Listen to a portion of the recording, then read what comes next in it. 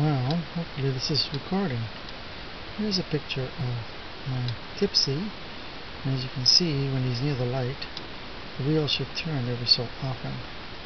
Now what's happening is the solar panel is charging capacitors, and the capacitor is releasing what they call a silicone controlled rectifier circuit, which I've built based on a flashing LED.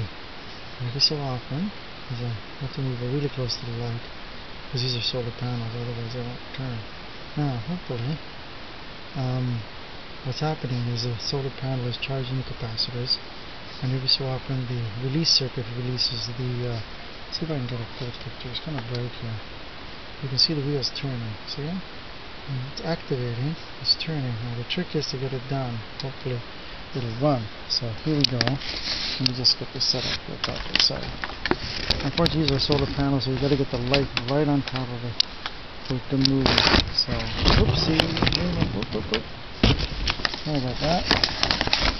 Just being close up didn't work. Now hopefully, when I get this right on top, you should start moving.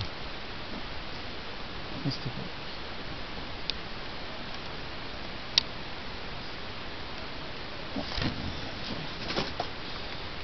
Again, these are, sorry.